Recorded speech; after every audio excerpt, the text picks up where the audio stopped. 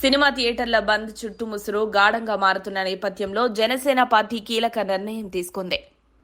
Rajahmundry incharge పదవిలో ఉన్న అత్తి సత్యనారాయణను పక్కన పెట్టి పార్టీ కార్యకలాపాల నుంచి తాత్కాలికంగా తొలగించారు. థియేటర్ బంద్ కు ఆయన ప్రమేయం ఉందని వస్తున్న ఆరోపణలపై విచారణ పూర్తయ్యేంత వరకు ఆయనను పార్టీ కార్యకలాపాలకు దూరంగా ఉంచాలని అధిష్టానం ఆదేశించింది. ఈ వివాదం జూన్ 1న చోటు చేసుకోగా రోజురోజుకి దీని తీవ్రత పెరుగుతోంది.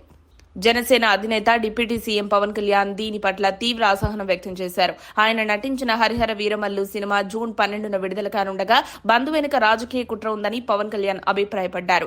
ఈ కేసులో సినీ నిర్మాతలు దిల్ రాజు, అల్లు అరవింద్ తమకు ఎలాంటి సంబంధం లేదని వెల్లడించినప్పటికీ ప్రభుత్వ స్థాయిలో జరిగిన విచారణలో కొన్ని నేతల పేర్లు వెలుగులోకి వచ్చాయి. ప్రధానంగా జనసేనకు చెందిన అత్తి సత్యనారాయణపై ఆరోపణలు రావడంతో మంత్రి కందుల దుర్గేష్ ఆదేశాల మేరకు అధికారులు విచారణ చేపట్టారు. అందులో సత్యనారాయణ పాత్ర స్పష్టమైందని తెలుస్తోంది.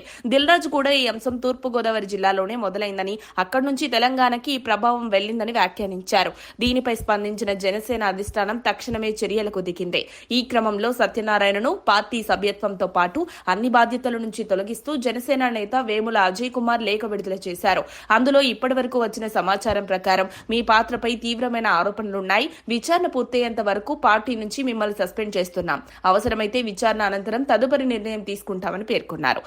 ఇంకా ఈ వివాదంలో మరెవరి ప్రమేయం ఉన్నారు అనే కోణంలోనూ విచారణ కొనసాగనుంది. పలు రాజకీయ గోష్ఠుల్లో ఈ నిర్ణయం హాట్ టాపిక్ గా మారింది. ముఖ్యంగా పవన్ కళ్యాణ్ వ్యాఖ్యలు వెలువడిన గంటల వ్యవధిలోనే పార్టీ ఈ నిర్ణయం ప్రకటించడం గమనార్హం. మరిన్ని అప్డేట్స్ కోసం మా కాయ్ టీవీని సబ్స్క్రైబ్ చేసుకోండి. మా వీడియో కనుక మీకు నచ్చినట్లయితే లైక్ చేయండి, షేర్ చేయండి. మీ విలువైన అభిప్రాయాలను కామెంట్ బాక్స్లో తెలియజేయండి.